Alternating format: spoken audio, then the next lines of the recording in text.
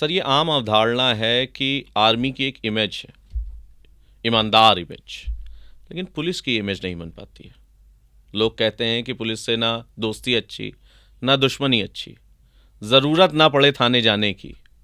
आखिर ये इमेज कब तक चलती रहेगी और सुधार की क्या संभावनाएं हैं इसमें? देखिए, ये सवाल आपने बहुत अच्छा पूछा है। ये इमेज ऐसी थी नहीं पुलिस की, ये बिगाड़ी गई है।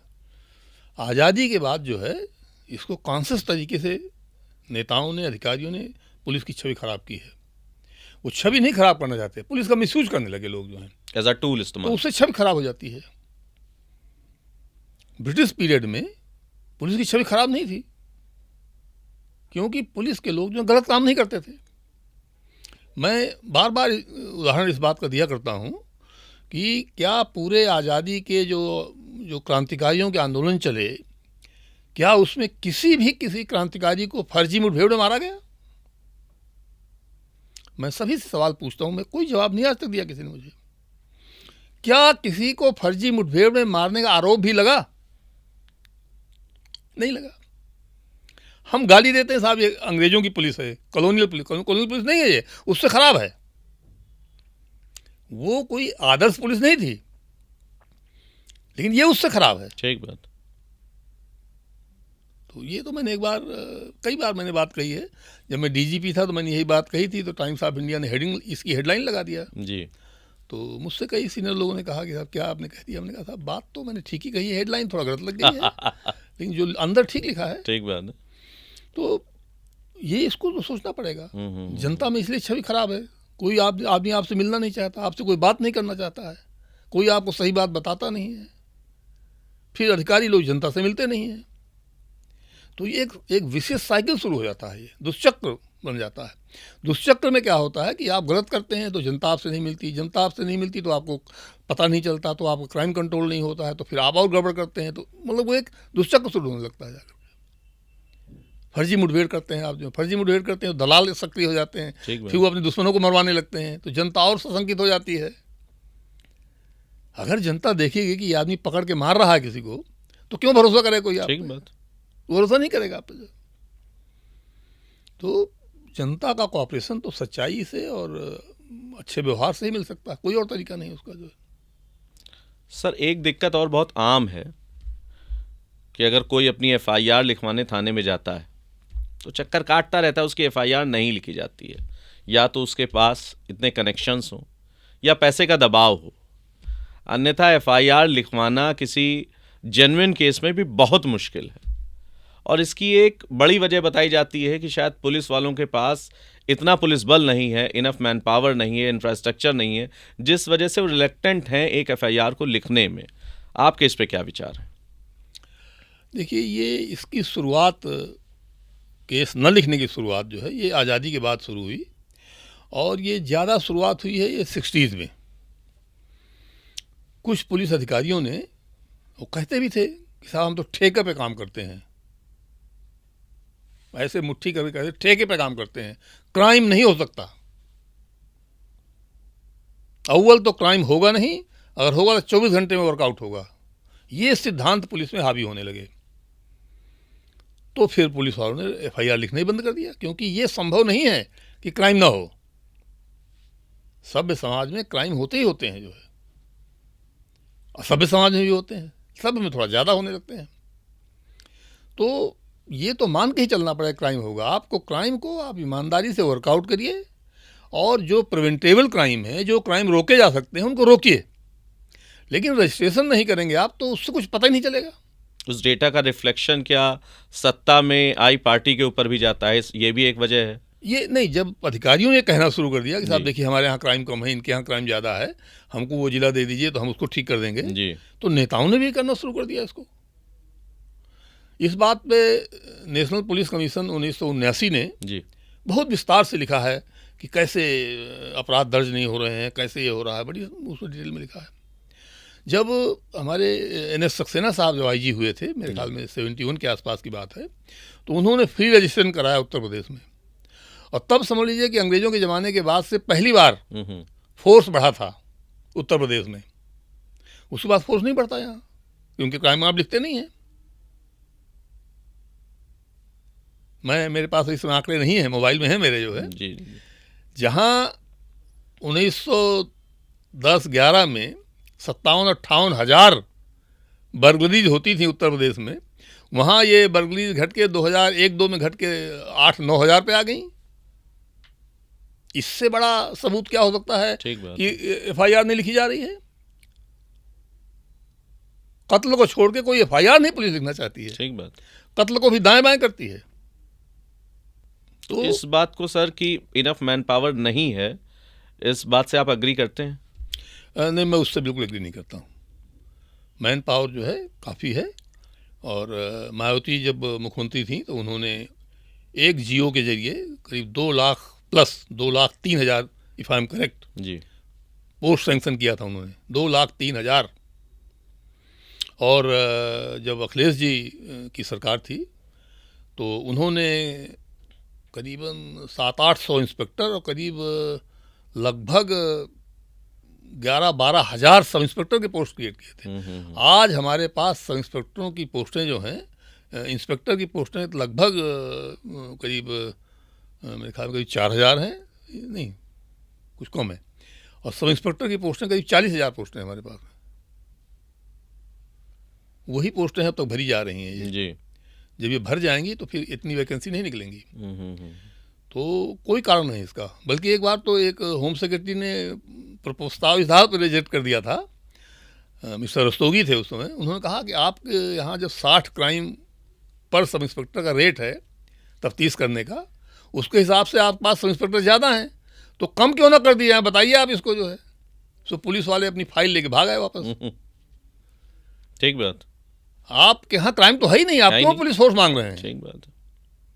पहले आप जो मानक है वो मानक के हिसाब से तफ्तीश करिए और काम करिए, फिर रजिस्ट्रेशन ठीक करिए आप जो है, तब कहिए कि साहब हमारे पास स्टाफ कम है। और दंड प्रक्रिया संहिता इसका आपको अधिकार देती है पुलिस को कि पुलिस चाहे तो किसी अपराध को कह दे कि हम तफ्तीश नहीं करेंगे इसकी, नॉट इन्वेस्टिगेटेड लिख करके उसको वहीं पे क्लोज कर दे, मुद्दई चाहे तो कोर्ट जाए। अगर आपके पास आदमी नहीं है तो आप एनआई कर दीजिए, उसको तफ्तीश ना करिए, लेकिन रजिस्ट्रेशन नहीं मना कर सकते आप। कई बार यूपी के ही मामले सुप्रीम कोर्ट तक गए, सुप्रीम कोर्ट ने बार बार कहा कि अगर कागजियल ऑफेंस बन रहा है तो आपको रजिस्टर करना ही पड़ेगा, लेकिन नहीं मानते हैं लोग। तो सर ये बदलाव ना होने की वजह क्या है? अधिकारियों में विलिंगनेस नहीं है, या विलिंगनेस होने के बावजूद ये संभव नहीं हो पा रहा है कि नीचे बदलाव आए? देखिए, अधिकारी तो बहाव के साथ चलते हैं, कोई रेजिस्टेंस नहीं लेना चाहता। नेताओं को ये समझा दिया गया है कि आंकड़े ही सब कुछ हैं, तो क्राइम ग्राफ की बात करते हैं नेता। ज़्यादातर नेता ग्राफ नहीं समझते हैं, उनको दे दिया जाए एक तो ग्राफ नहीं प्लॉट कर पाएंगे कागज़ पर, लेकिन क्राइम ग्राफ की बात हर नेता करता है। अच्छा, पढ़ते लिखते कोई है नहीं है। दुनिया भर में सब जगह कहा गया है कि स्टेटिस्टिकल आंकड़ों से किसी का अंदाज़ा मत लगाइए पुलिस का, लेकिन ना इसको नेता सुनता है ना अधिकारी सुनते हैं।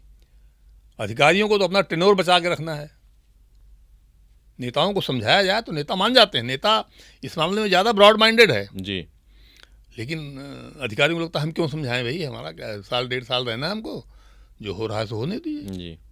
तो इसलिए अधिकारी भी सॉफ्ट लाइन ले रहे हैं, नेताओं को इसकी फुर्सत नहीं है, तो नेता दूसरे कामों में व्यस्त हैं, किसी को चिंता नहीं है इसकी जो है। तो सर आपने अपने समय में इंश्योर करने की कोशिश की कि ज़्यादा से ज़्यादा एफआईआर लिखी जाए, और क्या आपके ऊपर ये डेटा का प्रेशर आया कि क्राइम बढ़ रहा है? मैंने सर्विस में आते ही ये मतलब प्रयास हमेशा किया कि क्राइम मैक्सिमम रजिस्ट्रेशन किया जाए। और आप ये समझिए कि मुझसे एक बार तो मैं सस्पेंड ही हो गया था इसी आधार पर। अच्छा। कि आपके यहाँ आंकड़ा बढ़ गया। जी। जब मैं एसएसपी इलाहाबाद था तो मुझे सस्पेंड इस आधार पर किया गया था। उस पर भी मैंने यही कंटेस्ट किया कि ये गलत सस्पेंड मुझे किया गया है, आंकड़ों का आधार नहीं बनाया जा सकता, ये आपने गलत किया है। खैर उसको बाद में सरकार ने माना, उस बात को बहाल हुए हम जो है, अलग बात है। जब मैं एसएसपी सहारनपुर था तब भी ये हमसे सवाल पूछा गया कि साहब आंकड़ा बढ़ा हुआ आपका, तो उसको भी हमने यही जवाब दिया और मामला शांत हो गया। तो जब सरकार से जवाब पूछताछ होने लगती है तो ज़्यादातर अधिकारी डर जाते हैं इसमें जी। कि कौन बवाल दे, एक तो चेतावनी सरकार दे देगी, प्रमोशन नहीं होगा।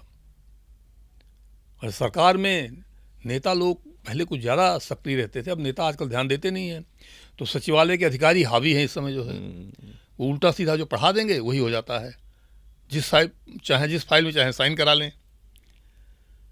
मैं अभी एक रिटायर्ड IAS अफसर हैं, मेरे ख्याल में उन्होंने शायद रिटायरमेंट ले लिया था, राकेश वर्मा जी। उनका एक इंटरव्यू देख रहा था, पॉडकास्ट देख रहा था, उसमें उन्होंने कहा कि असली समस्या तो ये ब्यूरोक्रेसी है जी।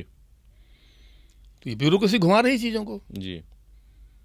तो नहीं तो अगर नेताओं को समझाया जाए कि साहब ये ऐसा ठीक नहीं है, अब आप कहिए इसको कि आंकड़े जो है इसका मानक नहीं है जी। मैं आपको इस बात को बता दूं, फिर कुछ सब लोग जो सुनते हैं, माननीय कल्याण सिंह जी जब पहली बार मुख्यमंत्री बने थे 91-92 में, तो उनके टाइम में आंकड़े काफ़ी बढ़े हुए थे, लेकिन आज तक लोग कहते हैं कि सबसे अच्छा लॉ एंड ऑर्डर उसी टाइम पे था। उसके बाद कोई शासनकाल कल्याण सिंह 1 को नहीं छू पाया। बिल्कुल विरोधाभासी बात। खुद कल्याण सिंह नहीं छू पाए उसको सेकेंड टेन्योर में, क्योंकि तब डबल इंजन सरकार हो गई थी। ये डबल इंजन सरकारें बड़ी खराब होती हैं, बता दूंगा आपको, बहुत अच्छी नहीं होती हैं जी। 91-92 में सिंगल इंजन थी जी, तो कल्याण सिंह तो वही थे। लेकिन उसमें क्या होता है कि डबल इंजन में कोई इधर खींचता है, कोई उधर खींचता है, कोई ब्रेक लगाता है, कोई एक्सीलरेटर दबाता है, तो सिंगल इंजन ही अच्छा रहता है हमेशा, दिशा तय नहीं हो पाती जी। सर यहाँ पर एक बात और समझना चाहूँगा, फेक एनकाउंटर्स बहुत विवाद हैं, बहुत परिकल्पनाएं हैं इसके बारे में आपके क्या विचार हैं, और आपका अपना एक्सपीरियंस, आपने कभी एनकाउंटर किया कि नहीं किया, और उस वक्त क्या सिचुएशन रहती है, क्या मानसिक स्थिति रहती है उस वक्त पुलिस वालों की, इसके बारे में थोड़ा सा विस्तार से बताएं। देखिए, फेक एनकाउंटर और फेक केस खोलना,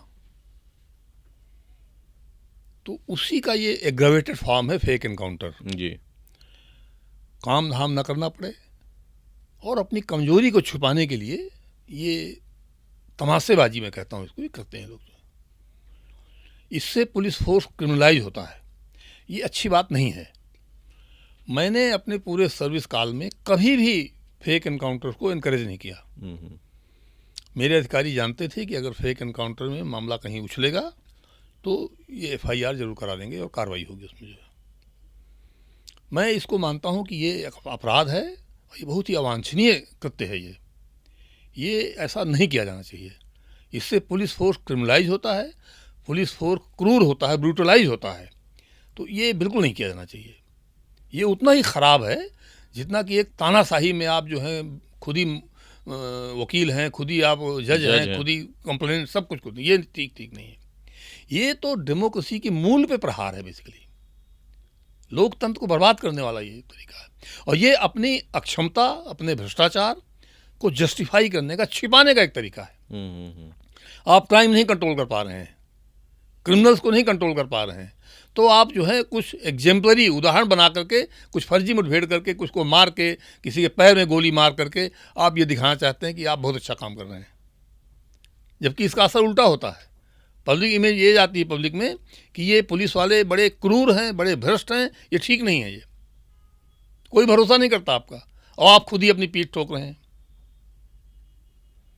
2 साल पहले के आंकड़े मेरे पास थे, जहां करीब 250 पुलिस वाले जेल में थे फर्जी मुठभेड़ों में, करीब 125-150 कन्विक्टेड थे, उम्र कैद काट रहे हैं, और इतने ही करीब जो है वो अंडर ट्रायल थे, जमानतें नहीं होती कोर्ट से।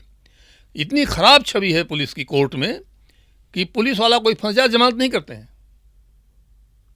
ये मेरा खुद का तजुर्बा है, as a lawyer high court में मेरा तजुर्बा है। मैं इंडिविजुअल केस में नहीं जाऊंगा जी, लेकिन बहुत खराब इमेज है पुलिस की। क्यों खराब है? इसलिए खराब है कि लोग जानते हैं कि आप फर्जी काम कर रहे हैं। किसी स्पेसिफिक फेक एनकाउंटर के बारे में आप बात करना चाहेंगे? मैं वो नहीं करूंगा क्योंकि मैंने खुद जांच नहीं की है। जब तक मैं खुद जांच न करूं तब तक मैं नहीं किसी पे आरोप लगाता, क्योंकि तमाम मामलों में पुलिस को सजाएं हुई हैं। इसलिए मैं कहता हूं कि पुलिस फेक एनकाउंटर कर रही है जी, और पुलिस को नहीं करना चाहिए, इसलिए मैं कहता हूं इस बात को। तो पुलिस को तो देखिए एज पर रूल ही काम करना चाहिए, इससे कैरेक्टर खराब हो जाता है। मैं एक उदाहरण हमेशा थोड़ा सा दिया करता हूँ कि पूरे देखिए आज़ादी के आंदोलन के दौरान जो है 20s और 30s में क्रांतिकारी गतिविधियाँ इतनी ज़्यादा थीं, इतने हिंसक कार्रवाइयाँ हुई अंग्रेज़ों के खिलाफ, पुलिस के खिलाफ, लेकिन क्या पूरे आंदोलन के दौरान कोई फर्जी मुठभेड़ में किसी को मारने का उदाहरण कोई है आपके सामने? नहीं। एक भी उदाहरण कोई दे दे? नहीं है। हम एक तानाशाही सरकार, अंग्रेज एक तानाशाही सरकार थी जो ब्यूरोक्रेसी चलाती थी सरकार को। अफसर लोग सरकार चला रहे थे, बादशाह बने बैठे हुए थे, लेकिन वो भी इतना अन्याय नहीं करते थे फर्जी मुठभेड़ करने का। एक और उदाहरण मैं दूंगा आपको इस बारे में, अगर कोई सुने शर्म करे तो उनको सबक लेना चाहिए। एक मिदनापुर जिला है वेस्ट बंगाल में जी। वहाँ पर 1931-32 में 3 डिस्ट्रिक्ट मजिस्ट्रेट एक के बाद एक मारे गए क्रांतिकारियों के द्वारा। 3 कलेक्टर्स का मर्डर हुआ, लेकिन क्या किसी को फर्जी मुठभेड़ में मारा गया? किसी अभियुक्त को? क्या किसी के परिवार वालों को परेशान किया गया? किसी के परिवार वालों को फंसाया गया? नहीं। क्या किसी का घर गिराया गया? नहीं। जो अन्याय एक तानाशाही सरकार नहीं कर सकती, वो लोकतांत्रिक सरकारें करेंगी। शर्म आनी चाहिए लोगों को। जो है वो अपना अपराध छुपाने के लिए कहते हैं साहब ये कॉलोनियल पुलिस है। मैं कहता हूं ये कॉलोनियल पुलिस नहीं है, ये उससे खराब है। कॉलोनियल पुलिस आदर्श पुलिस नहीं थी जी, लेकिन ये पुलिस उससे खराब है, जबकि आदर्श बनना चाहिए था इसको। तो इसलिए मैं बिल्कुल गलत मानता हूं इस बात को, बिल्कुल नहीं करना चाहिए। ये पुलिस वाले क्रूर हो जाते हैं, क्राइम करते हैं फिर जो है। सर इसका एक दूसरा पक्ष भी है जो आपसे समझना चाहूँगा कि क्या उस वक्त पुलिस वालों की वो मानसिक स्थिति कभी कभी हो जाती है कि ये शख्स, ये क्रिमिनल अगर समाज में रहा तो बहुत प्रॉब्लम क्रिएट करेगा और ये छूट जाएगा, इसको सज़ा नहीं होगी, इसके बहुत कनेक्शंस हैं, इसके पास पैसा है और आज मौका है, यहीं इसको सज़ा दे दी जाए। कभी कभी ये मानसिक स्थिति हो जाती है, इसके बारे में क्या कहना चाहेंगे? देखिए, अगर उससे कनेक्शन होते जी तो इनकी हिम्मत नहीं पड़ती उसको मुठभेड़ में मारने की। जी। और आजकल तो सत्ताधारी पार्टी के जो अपराधी माफिया हैं उनके खिलाफ माफियाओं को ही मारा जा रहा है, उनके माफियाओं को कोई नहीं कर रहा है। तो ये तो एक मुगालता नहीं रहना चाहिए लोगों के दिमाग में कि पुलिस वाले ये सोच के करते हैं। ये अपना अक्षमता और भ्रष्टाचार छुपाने के लिए लोग करते हैं इसको। जो है वो उसी जगह बने रहना चाहते हैं और वहाँ से बेईमानी करते हैं और सरकार को खुश करने के लिए इस तरह के फर्जी काम करते हैं लोग। और पैसा कमाते हैं। पैसा क्यों कमाते हैं? फंसेंगे तो यही पैसा काम आएगा। ठीक बात है। अब इस समय एक केस कानपुर का बड़ा चल रहा है, उसमें एक इंस्पेक्टर जेल गया है। एक अखिलेश दुबे या क्या नाम है उनका, वकील थे जी, वो पूरा गैंग चला रहे थे पुलिस वालों की मदद से। उसमें कई पुलिस वाले नामजद हुए हैं, कई सीनियर पुलिस अफसरों पर लोग आरोप लगा रहे हैं। सीनियर मोस्ट पुलिस अफसरों का आरोप लगाया जा रहा है कि अखिलेश दुबे नाम है उसका जी। वो पुलिस अधिकारी की गाड़ी में घूमता था। तो क्यों ये सब आप इसी से बचने के लिए फिर आप वो गलत काम करते हैं। ठीक बात है। आपको इसके लिए पैसे तनख्वाह थोड़ी दी जाती है।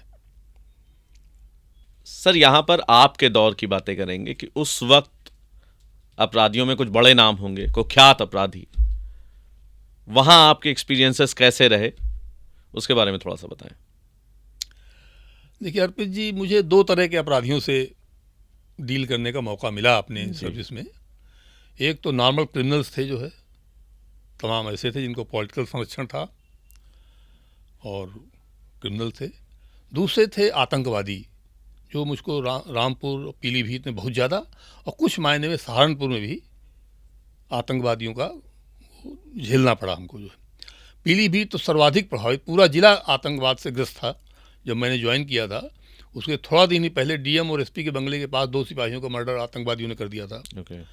तो सिटी भी सेफ नहीं था उस जमाने में। किस तरह का आतंकवाद था सर? थोड़ा ये सिख आतंकवाद जो है, सिख आतंकवाद पंजाब के टेररिस्ट थे।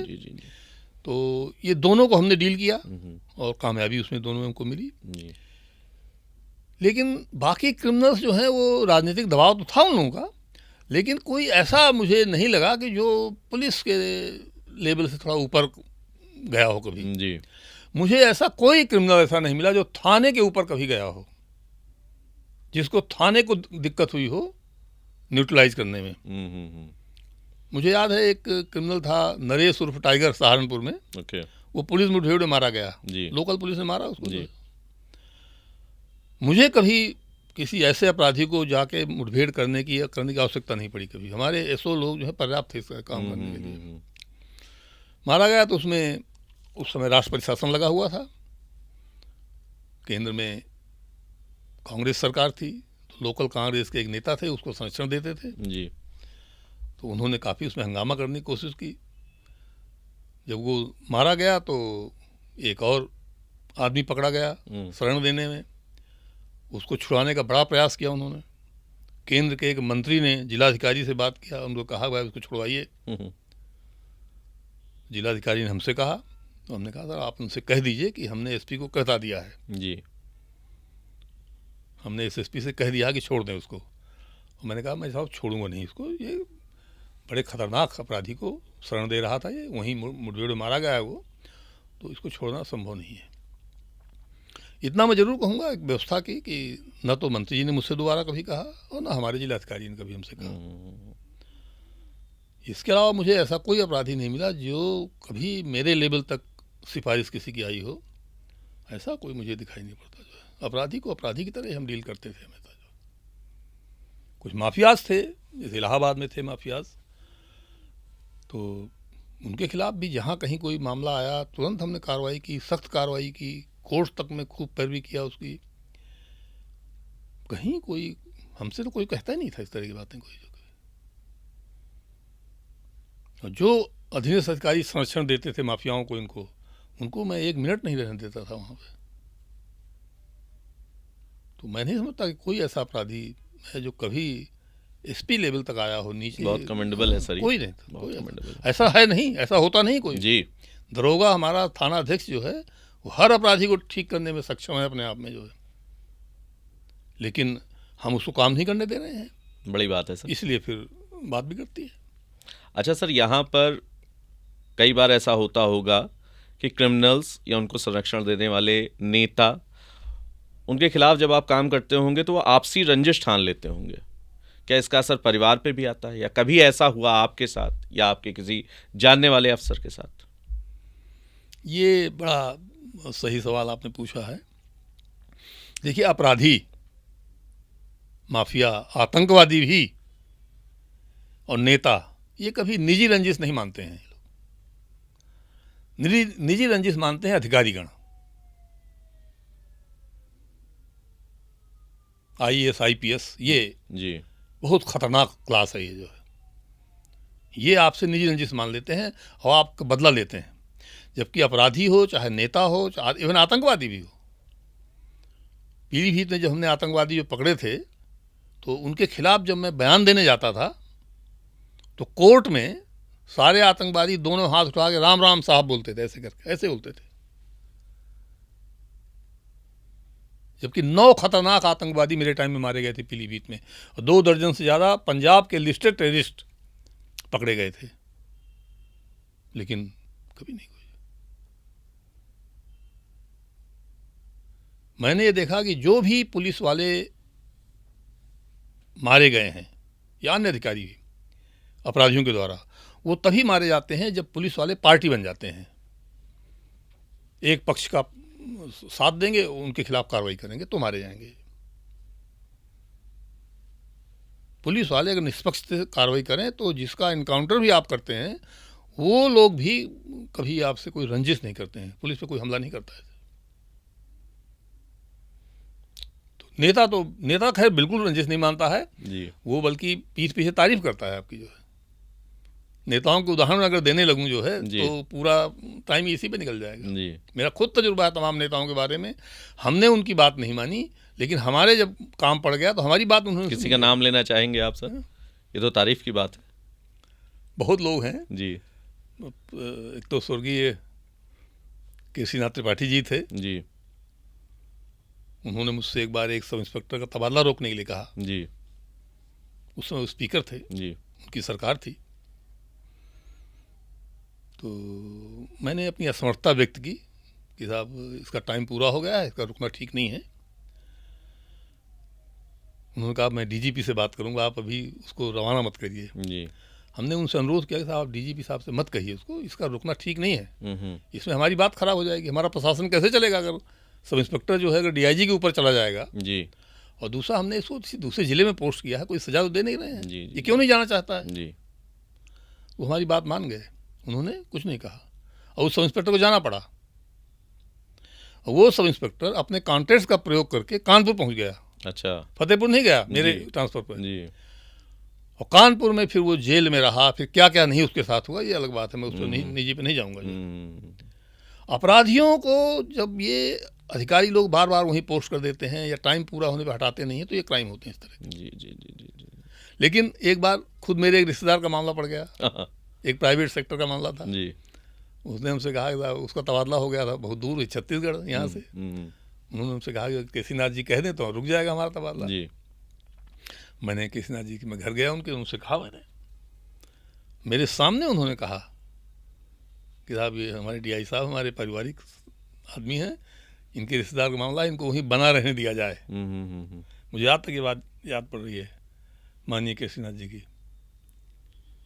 और तब से लेके वो लगातार यहीं रहे। जी तो हमने उनके कहने पर तबादला नहीं रोका, उन्होंने हमारे कहने पर रुकवाया। ये बड़े दिल की बात है ये। ठीक बात है। और वो तमाम हैं, एक और थे ऐसे ही एग्जैक्टली ऐसे ही मामला फंसा स्वर्गीय नंदलाल पटेल जी का, मंत्री थे। उन्होंने हमारा तबादला करवाने में रुचि लिया, हमारा तबादला करवाया इलाहाबाद से। लेकिन जब मेरे एक दोस्त का मामला पड़ा तो मैंने उनसे कहा कि साहब हमारी बात, इसका तबादला कुछ करा देंगे। बोले मेरे पास भेजिए उसको। उनके डिपार्टमेंट के अधिकारी परेशान कर रहे थे उनको, उनके एमडी परेशान कर रहे थे। तो मैंने कहा साहब इनको जो है एक बहुत ही घटिया जगह निचलौल एक डिपो कोई है वहाँ भेज दिया गया है इनको। इनको आप ऑफिस अटैच करा दीजिए फैजाबाद में, नहीं फील्ड में जाना चाहते हैं ये एमडी परेशान कर रहे हैं रोडवेज वाले जो हैं। वो दरख्वास्त लेके गए, तुरंत मंत्री जी ने करा दिया उनका काम, तुरंत उसी समय।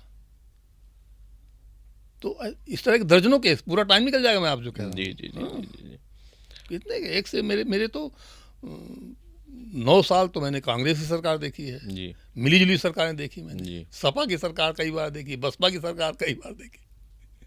तो ऐसा नहीं है, बसपा की सरकार ने मुझे सस्पेंड किया था इलाहाबाद में जी अपराध आंकड़ा बढ़ने पर। जी उसी सरकार ने मुझको प्रमोशन पे डीआईजी मिर्ज़ापुर पोस्ट किया।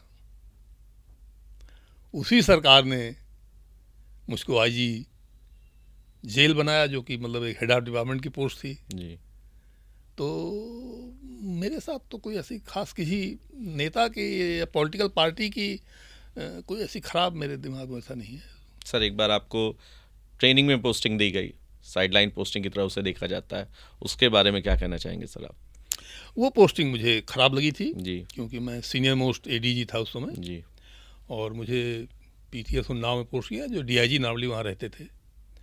कोई ट्रेनिज भी नहीं थे वहाँ, ना बिजली रहती थी ना वहाँ, बड़ा बुरा हाल था उसका जो है। और मैं 3 साल रहा वहाँ पर जी। लेकिन इसके बावजूद उन्हीं मुख्यमंत्री ने मुझको 9.5 पॉइंट दिए 10 में से एसीआर में। जी उन्हीं के टाइम पे मेरा प्रमोशन हुआ। और जितने मैं कोई प्रस्ताव भेजता था सरकार को, सब स्वीकृत होते थे। अखिलेश यादव जी की बात कर रहे हैं? जी जी जी जी सब स्वीकृत होते थे। जी। करोड़ों रुपए की वहाँ बिल्डिंग है, कितना काम नहीं हुआ। स्पेस दिया उन्होंने काम करने के लिए, खूब पैसा दिया, खूब पैसा दिया। पहला मेरे ख्याल में ऐसा केंद्र होगा जिसकी अपनी पूरी बिजली की लाइन अपनी है, डेडिकेटेड लाइन है। 24 घंटे वहाँ बिजली रहती है, कहीं कटती नहीं बिजली वहाँ की। अखिलेश जी ने पैसा दिया और तो करोड़ों रुपए दिया, करोड़ों क्या मतलब कम से कम 50 करोड़ रुपए दिया उन्होंने। जी। तो नेता विंडिक्टिव नहीं होता है, देखिए इन जनरल जी बड़े दिल का होता है। जी जी जी अफसरशाही जो है मैं उसके बारे में कहता हूँ कि तंग दिल और संग दिल होती है। पत्थर दिल होते हैं जी बड़े क्रूर होते हैं जी और बहुत ही नैरो माइंड, जरा सी बात नाराज हो जाएंगे तो आपका पीछा करते हैं ये लोग। जी। नेता ऐसा नहीं करता कभी। सर आपने अभी मेंशन किया कि सिख आतंकवाद के खिलाफ आपने काम किया, तो किसी भी सांप्रदायिक आतंकवाद के बारे में आपके क्या विचार हैं, और इस वक्त की स्थिति में, इस सामयिक सिचुएशन में आप क्या कहना चाहेंगे उसके ऊपर? देखिए, आतंकवाद धार्मिक और राजनीतिक जी दो ही तरह का ज़्यादातर प्रकाश में आया है, और दोनों ही बड़ा खतरनाक होता है ये जो है। लेकिन अगर नियमानुसार कार्रवाई ठीक से की जाए तो इसका नियंत्रण करना संभव है। पंजाब में जब पुलिस ने सक्रिय कार्रवाई शुरू की तो पंजाब में आतंकवाद नियंत्रित हो गया। उत्तर प्रदेश में 90, 91, 92 में इतनी ज़्यादा घटनाएं यहाँ पे हुई, इतने बड़े बड़े केस हुए, लेकिन 92 के आते आते सबसे पहला तो मेन मुठभेड़ जो है पीलीभीत में ही हुई थी। पूरी रात मुठभेड़ चली थी, 3 आतंकवादी मारे गए थे उसमें जो है। उस मुठभेड़ में तो हम भी रात भर वहीं गोलियों के बीच में रहे थे जो है। अच्छा। तो वहीं से आतंकवाद का ज्वार मुड़ा है। तो ये पॉसिबल है।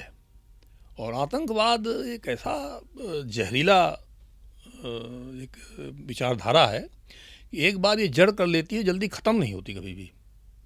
तो इस पे लगातार सरकारों को, पुलिस को अलर्ट रहना पड़ता है और उस पर ध्यान देना चाहिए, तब ये नियंत्रण में रहेगा हमेशा। सर एक चीज़ और हमें बताइएगा कि किसी भी पुलिस मुठभेड़ में या इनकाउंटर में किस रैंक के ऑफिसर्स यूजुअली अपॉइंट होते हैं, जाते हैं? देखिए, ये तो डिपेंड करता है कि कैसी परिस्थितियाँ होती हैं। अच्छा। मुझे याद है कि एक बार मैं एएसपी था जी बनारस में। जी तो हमारे पुलिस अधीक्षक ग्रामीण डॉक्टर रामलाल राम थे, उनको खबर मिली कहीं कि यहाँ पे कोई गैंग आने वाला है। तो एक और सीओ, मैं और वो एसपी खुद, 3 लोगों ने रात में गाड़ा लगाया, जी मुठभेड़ हुई। बल्कि 2 मुठभेड़ें इस तरह की हुई हमारी उनके सामने जो है। इसी तरह से पीलीभीत में जब इनकाउंटर हुआ हमारा जो है 91 दिसंबर में, तो हम लोग पूरनपुर में एक जगह है, वहाँ मीटिंग कर रहे थे। हमारे आईजी जोन भी थे, डीआईजी रेंज भी थे। तो उस समय हमारे एसओ ने पीएसी लेकर के उनको घेरा जी न्यूरिया थाना क्षेत्र में, अमरिया थाना क्षेत्र में। हम लोगों को खबर आई तो हम लोग भी पहुँच गए, हम लोग भी घेराबंदी में शामिल हो गए। तो उसमें हम लोग बाई परिस्थितियों से पहुँच गए। कई बार हमने पुलिस के साथ, बीएसएफ के साथ आतंकवादियों के लिए रात भर गाड़ेबंदी की। एक आध बार इंटरसेप्शन हुआ, फायरिंग हुई, बाकी में नहीं हुई। एक बार हम लोग रात भर गाड़ेबंदी किए बिसंडा थाना क्षेत्र में, रात में कुछ नहीं मिला, दिन में करीब 8-9 बजे आतंकवादी दिखाई पड़ गए, तो दिन में मुठभेड़ हो गई। उसमें हम थे, मैं एसपी था, एक बद्री प्रसाद सिंह हमारे एडिशनल एसपी थे, वो लोग रहे, हम लोग सब पूरा जगह। तो नॉर्मली अगर पहले से कोई खबर मिल जाती है तो अक्सर डिप्टी एसपी ज़्यादा से ज़्यादा या नीचे के लोग रहते हैं उसमें। जी आतंकवाद वगैरह का मामला होने के नाते हम लोग भी एज एसपी जाते थे कि उससे फोर्स का मनोबल बढ़ता है। ठीक बात है। अगर वरिष्ठ अधिकारी आतंकवाद वगैरह में न जाएं तो फोर्स डिमोरलाइज होता है। और बाकी अपराधियों में, मुठभेड़ों में सीओ से ऊपर नॉर्मली लोग नहीं जाते हैं। परिस्थितियों बस कभी जा सकते हैं, अदरवाइज नहीं जाते हैं नॉर्मली। सर यहाँ पर क्रिमिनल साइकोलॉजी से संबंधित एक सवाल पूछना चाहूँगा कि आपके इतने बड़े टेन्योर में अगर अब आपसे पूछा जाए कि कोई भी आदमी या तो क्रिमिनल साइकोलॉजी का होता है या तो नहीं होता है, ये इसके बारे में आप क्या कहना चाहेंगे? देखिए, क्रिमिनल साइकोलॉजी के लोग होते हैं लेकिन कम होते हैं। इंडिया में काफ़ी कम है। ये अंग्रेज़ों ने भी अपनी रिपोर्ट में लिखा है, 1914 की रिपोर्ट में उनकी इंपीरियल गेस्टियर में दिया है कि यहाँ हिंदुस्तान में ज़्यादातर जो प्रिजनर्स हैं, जो बंदी हैं, वो प्रोफेशनल नहीं हैं। मतलब वो आदतन वैसे अपराधी नहीं हैं। परिस्थितियों के अपराधी यहाँ बहुत हो जाते हैं। हिंदुस्तान की दिक्कत यह है कि यहाँ आदमी पढ़ा लिखा ना होने के कारण और बहुत तमाम परिस्थितियों के कारण जो है बड़ा इम्पल्सिव टाइप का हो जाता है। एक कुड़ जमीन पे कत्ल हो जाते हैं। ठीक बात है, फावड़े मार दिए जाते हैं। कई पाँच मर्डर हो जाते हैं। तराई में सिखों में आपस में आप देखें खास तौर पे जमीन की जरा से उस पे लेके 5-6 मर्डर हो जाते हैं जाकर के। तो इस तरह का वॉल्यूम ऑफ क्राइम बहुत ज़्यादा है यहाँ। गांव में ज़्यादा है, गांव में ही ज़्यादा है, ये गांव में ज़्यादा है। ये वाली अराजक मानसिकता, रूल ऑफ लॉ को न फॉलो करना और असावधानी, कैजुअल टाइप का एटीट्यूड, ये शहरों में भी काफ़ी है और उसी में तमाम तरह की घटनाएं होती हैं। आप यहाँ देखेंगे तमाम क्लबों में उसमें जो घटनाएं छोटी छोटी बात पे हो जाती हैं वो इसीलिए होती हैं। वो क्रिमिनल्स नहीं है वो, लेकिन वो एक मूर्ख टाइप के लोग जो हैं जो इम्पल्सिव कार्रवाई करते हैं और उनको लगता है कि हम बच के निकल भी जाएंगे, तो वो ऐसे काम कर देते हैं। आप तमाम देखते होंगे सड़कों पे यहाँ चलते हैं हु चिल्लाते हुए, हाथ उठा के। बिल्कुल, ये बेसिकली ये कोई भी क्राइम कर देंगे ऐसे लोग, ठीक बात है, बिना जाने हुए कि ये क्राइम हो गया। तो हमारे यहाँ ये इस तरह के लोग ज़्यादा हैं और ये एक रीजनेबल निगरानी और सख्त तफ्तीश से ये कंट्रोल में आ जाएंगे जी। प्रोफेशनल क्रिमिनल को कंट्रोल करना बड़ा मुश्किल होता है। तो ब्रिटिश टाइम में प्रोफेशनल्स के लिए हिस्ट्री सीट बनाई गई थी, हिस्ट्री सीट क्लास बी। तो वो हिस्ट्री सीट ऐसी है जो कभी बंद नहीं होती है, जबकि क्लास ए जो है वो डकैत, मर्डर, इनके बारे में है। वो कहते हैं कि अंग्रेज कहते थे कि डकैत को सुधारा जा सकता है लेकिन पिक पॉकेट को सुधारना या रेलवे बैगन से चोरी करने वाले को सुधारना संभव नहीं है। ये प्रोफेशनल क्रिमिनल्स हैं। तमाम डकैत, तमाम मर्डर जो हैं बड़े भावुक टाइप के लोग होते हैं। जेलों में उनके संस्मरण है हमारे जेल के अधिकारियों के, उनके बारे में वो बताते हैं।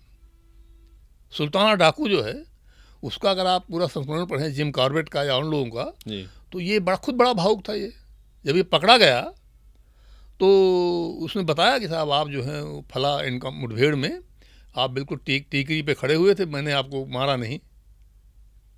और बात सही थी। तो पुलिस का भी व्यवहार ठीक था, इनका भी व्यवहार ठीक था। जब ये पकड़ गया तो इसने कहा साहब मेरे कुत्ते का और मेरे बच्चे का ध्यान रखना। तो मिस्टर यंग जो है, जो उसमें ज्वाइंट एसपी थे, उन्होंने दोनों का ध्यान रखा। तो ये सुधर जाते हैं लोग जो हैं। सौभाग्य से अभी भी हिंदुस्तान में प्रोफेशनल क्रिमिनल जो आदतन अपराधी कम है, बहुत कम है। ये एक अच्छी सिल्वर लाइनिंग है ये जी। सर, आपने अंग्रेज़ों के समय की पुलिस की बात की। उस वक्त एक पुलिस एक्ट बना होगा और आज का एक पुलिस एक्ट है, कितने बदलाव हुए? और जो आज का पुलिस एक्ट है वो अभी के हिसाब से कितना रेलेवेंट है और वाकई में धरातल पे कितना एग्जीक्यूट हो रहा है? देखिए, अंग्रेज़ों के ज़माने में जो पुलिस एक्ट बना था वो बना था जो 1857 का विद्रोह हुआ, तो उसमें आर्मी के साथ साथ पब्लिक भी काफ़ी इन्वॉल्व हुई उसमें जो है। तो अंग्रेज़ों को ये लगा कि लोकल लेवल पे इंटेलिजेंस प्राप्त करने के लिए और उसको ठीक से कंट्रोल करने के लिए पुलिस का प्रॉपर संगठन होना ज़रूरी है। इसके पहले पुलिस कोई व्यवस्थित तरीके से नहीं थी। दरोगा होते थे, दरोगा सीधे कलेक्टर के अंडर में काम करते थे और दरोगा जो है जमींदारों के थ्रू जो है अपना काम किया करते थे। तो वो पुलिस एक्ट बना था कि ये पुलिस वाले ठीक से काम करें, तफ्तीश ठीक से करें और इंटेलिजेंस इकट्ठी करें, अभी सूचना लाएं क्षेत्र के बारे में। उसी हिसाब से पुलिस की ड्यूटी है, उसी हिसाब से पुलिस के सारे रिकॉर्ड बने हुए हैं। ये दोनों काम आज भी जरूरी हैं जी। और उस एक्ट में खामी कोई नहीं, खराबी उसमें कोई नहीं है। उसमें कुछ सेफगार्ड नहीं है जो होने चाहिए। वो एक तानाशाही सरकार थी, लेकिन वो विदेशी लोग थे जी। वो आपके बीच में पक्षपात नहीं करते थे, इसलिए वो सिस्टम बढ़िया काम करता रहा। अब ये हमारी सरकारें हैं जो एक पार्टी की सरकार होती है। पार्टी का मतलब पक्षपातपूर्ण होता है जी। तो अब पुलिस का दुरुपयोग होने लगा, तो इसलिए वो सेफगार्ड नहीं है पुलिस से। इतनी ही कमी है और कोई कमी नहीं है इसमें। ये गलतफहमी लोग फैलाते हैं कि उस एक्ट में कोई ऐसी खराब, एक्ट में ऐसी कोई खास खराबी नहीं है। अगर उस एक्ट को ठीक से चलने दिया जाए अगर आप ठीक अधिकारी को पोस्ट करें और बीच में दखल न करें तो कोई खराबी नहीं होगी। सरकार को कोई अधिकार नहीं है कि वो किसी तफ्तीश में दखल करे, लेकिन करती है। अंग्रेज नहीं करते थे, इसे ठीक चलता रहा। आप तफ्तीश में दखल करते हैं, आप गाइड करना चाहते हैं कि तफ्तीश में क्या हो, इसकी सुरक्षा कोई नहीं है पुलिस एक्ट में। इसको खामी कह सकते हैं। तो सुधार की इसमें आवश्यकता तो ही है जी, लेकिन ये आवश्यकता है, वो एक्ट खराब नहीं है। उसमें सरकार की ब्यूरोक्रेसी की नौकरशाही जो है, इसकी जो एक आर्बिट्रेरी कार्रवाइयाँ हैं, पुलिस पे दबाव डालने की जो कार्रवाइयाँ हैं, इनसे बचाव का कोई तरीका नहीं है उसमें। ये होना चाहिए उसमें जो है, अन्यथा उसमें कोई ऐसी खास खराबी नहीं है उसमें जो है। जी सर, आजकल साइबर क्राइम बहुत बढ़ता जा रहा है और यहाँ तक कि आपकी एक फेक फेसबुक आईडी बनाई गई है। तो क्या वाकई में इस वक्त साइबर पुलिस उतनी सक्षम है? और आप अपने केस के बारे में भी थोड़ा सा बताएं, क्या चल रहा है सर? ये आईटी और इंटरनेट के जरिए जो तमाम क्राइम हो रहे हैं जी, ये सभी साइबर अपराध नहीं है बेसिकली जी, वो सबको साइबर क्राइम के ग्रुप कर दिया जाता है, वो ऐसा नहीं है जी, इसमें बहुत सारे तो उस मीडियम का यूज करके जो है सिंपल जालसाजी, फोर्जरी कर रहे हैं, धमकी, एक्सटॉर्शन ये कर रहे हैं। जी, जी, जी, बहुत सारे लोग जो हैं वो साइबर फ्रॉड भी कर रहे हैं जी। करके। दुर्भाग्य यही है कि ये लोग पकड़े बहुत कम जाते हैं। जी, पुलिस की इसमें रुचि नहीं है। ये मैं अपने सर्विस टाइम पे मैंने देखा, ये कई बार बात आती थी, तो मैंने देखा कि पुलिस के अधिकारी जो हैं उनको पकड़ने में कम रुचि लेते हैं। चाहे उस करप्शन उसका कारण हो या जो भी हो, मैं कुछ समझ नहीं पाया इसको जो है। ट्रेनिंग सर उनकी है? ट्रेनिंग तो बहुत अच्छी है। जी, आप देखिए, जब कभी दबाव पे पुलिस होती है तो कैसे कैसे केस वर्कआउट कर लेती है। ठीक बात है।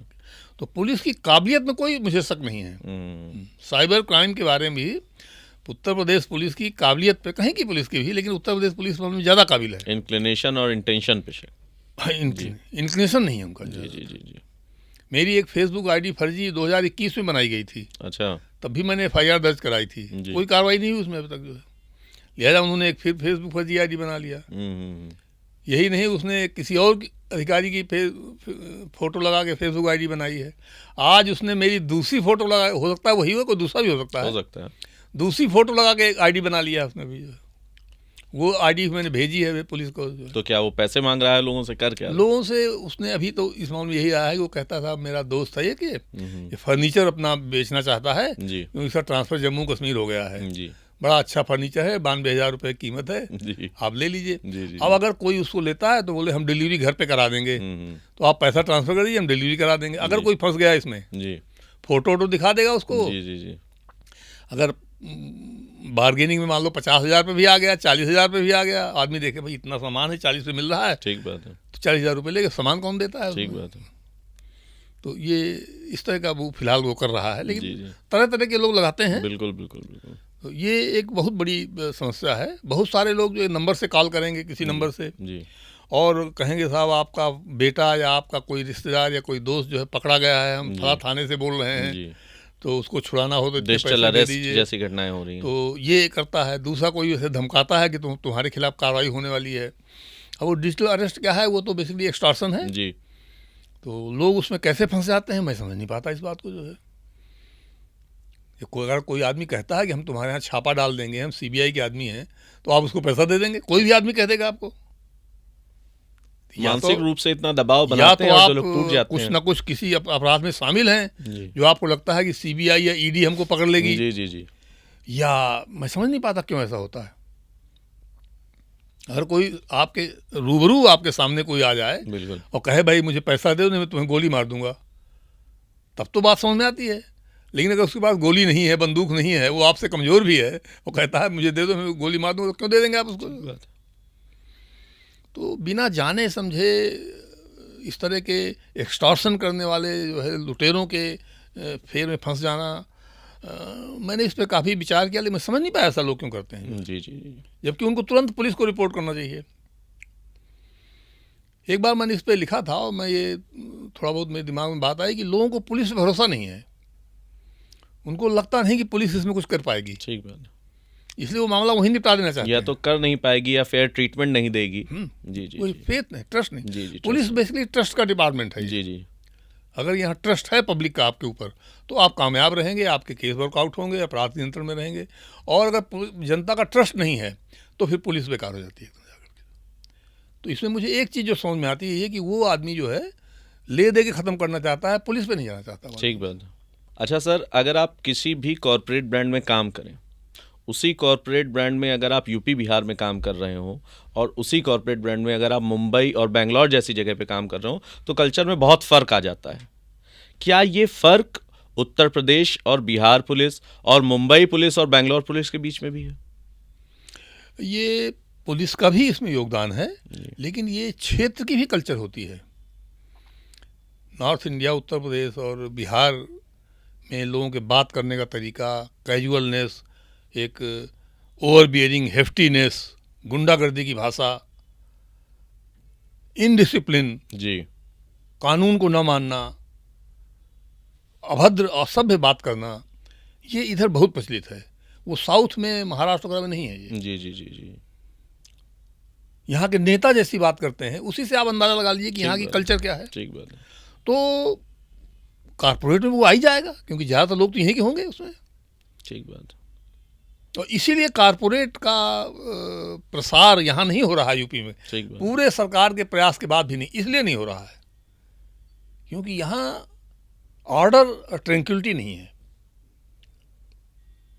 इस पर अलग से भी कभी बात की जा सकती है। जी बिना ऑर्डर एंड ट्रैंक्विलिटी के क्षेत्र में कभी कोई व्यापार उद्योग नहीं पनप सकता, ना कोई विकास हो सकता है।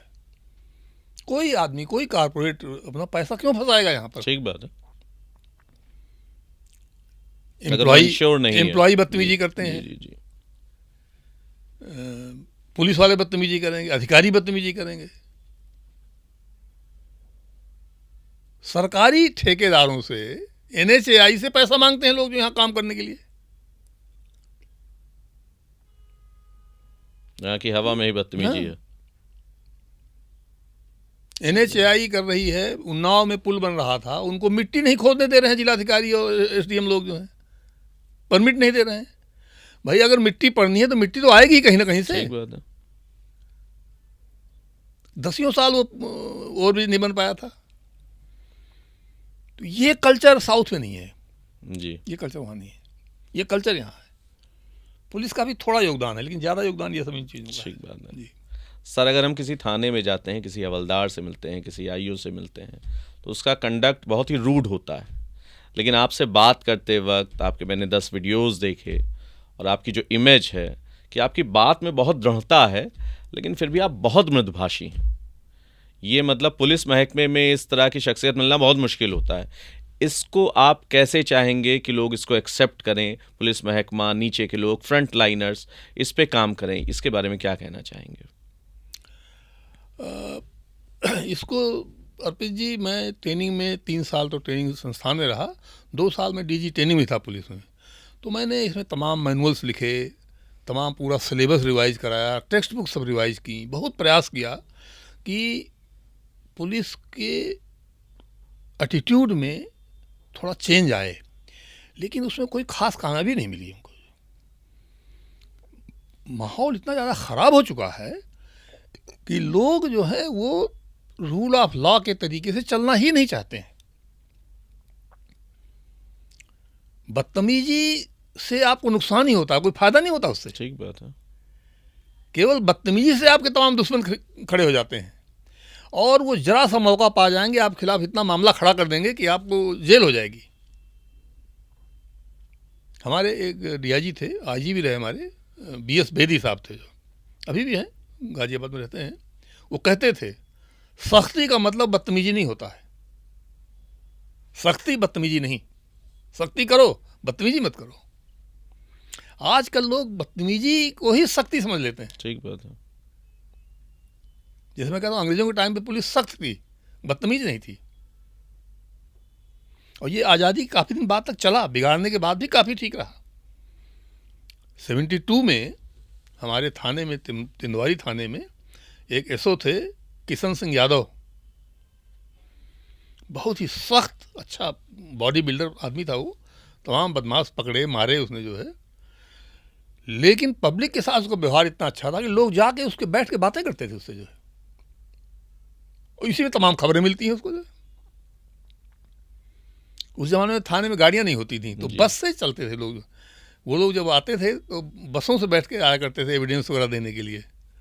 तो मैंने उसको देखा एक बार, हमारे गांव के एक खतरनाक अपराधी को बांदा से पकड़ के ले जा रहे थे, बस में बैठा रखा था उसको भी, सीट के आगे की तरफ, पीछे खुद बैठे हुए थे जी।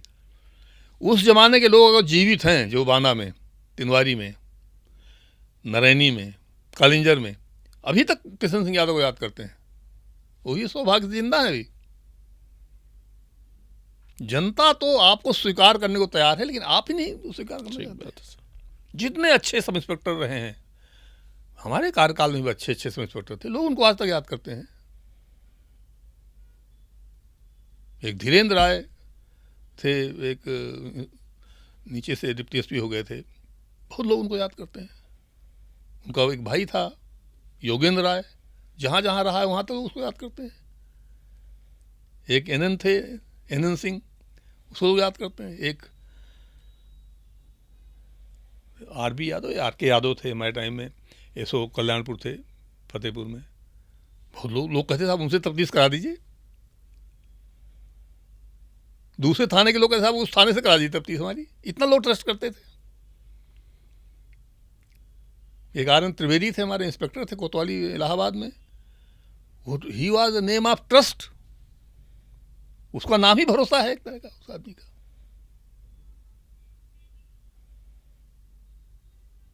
एक सज्जन एक बार आए, उन्होंने कहा साहब हमारी बंदूक राइफल पुलिस वाले ले गए थे, रसीद कोई दिया नहीं और पता नहीं कहाँ गई राइफल। हमने कहा कौन ले गए थे? उन्होंने कहा साहब त्रिवेदी थे सो हमारे यहाँ। हमने कहा त्रिवेदी तो यहाँ है हमारे पास इलाहाबाद में, अगर त्रिवेदी ले गए हैं तो बंदूक गायब नहीं होगी आपकी। हमने थाने से पूछा, उन्होंने कहा साहब थाने में दाखिल है। ये ट्रस्ट होता है। अच्छी बात है सर कि ऐसे भी एग्जाम्पल्स हैं पुलिस महकमे में, बहुत है। शायद यहीं कहीं वो बची हुई उम्मीद है, इसी से उम्मीद है। ये चिंगारी जो है ना, जी जी जी, इस पे राख डाल दिया है लोगों ने। ठीक बात है, इसको झाड़ पोंछ के सामने लाने की जरूरत है, आग लगाने की जरूरत है। जी जी सर, अब अपनी चर्चा से इतर इस वक्त एक बड़ा विवाद चल रहा है, चूँकि आपका अध्ययन रहा है संविधान पे, इस वजह से आपसे पूछना चाहूँगा। एक बड़ा विवाद चल रहा है कि संविधान के निर्माता कौन, BR अम्बेडकर जी या BN राव जी? इसके बारे में आपके क्या विचार हैं सर? ये बड़ा अच्छा सवाल है और इस पर मैंने थोड़ा अध्ययन भी किया है। हालांकि अध्ययन केवल तकनीकी कारणों से ज़रूरी था और अध्ययन की ज़रूरत नहीं थी। जैसे कोई पूछे कि कोई कानून है, जमींदारी अबॉलिशन के निर्माता कौन है? असेंबली निर्माता है उसकी जो है, कोई एक व्यक्ति थोड़ी कानून का निर्माता होता है। तो संविधान का निर्माता जो है वो हमारी संविधान सभा, कॉन्स्टिट्यूशन असेंबली है। किसी एक व्यक्ति को नहीं कहा जा सकता। ये क्रेडिट देना उचित नहीं हो, नहीं उचित नहीं है, सही भी नहीं है, करेक्ट नहीं है ना वो। दूसरी बात, सही ड्राफ्टिंग और जो डिस्कशन के बाद सही मामले निकल के आते थे, उनको सही शब्द देने का काम अगर किसी एक व्यक्ति ने किया है तो वो डॉक्टर अम्बेडकर थे, क्योंकि वो कॉन्स्टिट्यूशन असेंबली के मेंबर भी थे और ड्राफ्टिंग कमेटी के चेयरमैन थे वो। तो जो डिस्कशन होता था कॉन्स्टिट्यूशन असेंबली में, उसको वो कानूनी जामा पहनाते थे। वो बैरिस्टर भी थे। डॉक्टर अम्बेडकर जो हैं बहुत पढ़े लिखे तो थे ही, वो बैरिस्टर भी थे, तो वो कानून अच्छी तरह जानते थे। तो उसको ऐसे शब्दों में उन्होंने पिरोया कि जिससे आज तक बहुत ज़्यादा कोई दिक्कतें नहीं हो रही हैं अर्थ निकालने में। BN राव तो एक कॉन्स्टिट्यूशनल एडवाइजर थे कमेटी के, वो मेंबर नहीं थे और वो एक अधिकारी थे, सिविल सर्विस अधिकारी थे जो है। तो उन्होंने पहला ड्राफ्ट, जैसा उनको बताया गया, पहला ड्राफ्ट उन्होंने बना के डॉक्टर अम्बेडकर को ही सबमिट किया था। अब जैसे हमारा PS जो है या हमारा स्टाफ अफसर कोई कानून का ड्राफ्ट बना के रखेगा तो पेश तो वही होगा जो हम कहेंगे। ठीक बात। तो उस ड्राफ्ट को पढ़ करके, समझ करके, अपनी कमेटी में डिस्कस करके अम्बेडकर ने करेक्ट करके फाइनल ड्राफ्ट जो बनाया, फाइनल पहला ड्राफ्ट, जिसको उन्होंने डॉक्टर राजेंद्र प्रसाद जी को सबमिट किया, वो तो डॉक्टर अम्बेडकर की ही क्रेडिट है ना उसका जो है। ठीक बात है। तो एक किसी व्यक्ति को ये कहना कि ये संविधान के निर्माता हैं, ये यद्यपि ये उचित नहीं है, लेकिन संविधान के एक एक शब्द पे ड्राफ्ट में और डॉक्टर अम्बेडकर की स्पीचेज अगर आप देखें कॉन्स्टिट्यूएंट असेंबली में, तो बहुत ही अर्थपूर्ण और बड़ी ही चुटीली बहसें हुई हैं। बहुत सारे मुद्दों पर जो है संविधान सभा को उन्होंने कन्विंस किया एक राय बनाने के लिए। तो सिंगल अगर किसी का योगदान अगर कहा जाए तो भी डॉक्टर अम्बेडकर का योगदान इसमें ज़्यादा है दोनों को मुकाबले। बेसिकली इसका पहला जो रेजोल्यूशन प्रस्तुत किया था, 8 पॉइंट का रेजोल्यूशन पेश हुआ था, संविधान की शुरुआत कैसे निर्माण की, जवाहरलाल नेहरू साहब ने जी दिसंबर 46 में एक रेजोल्यूशन प्रस्तुत किया। उसका नाम था ऑब्जेक्टिव रेजोल्यूशन, ओके, उद्देश्य का प्रस्ताव, जी, कि ये संविधान का उद्देश्य क्या है।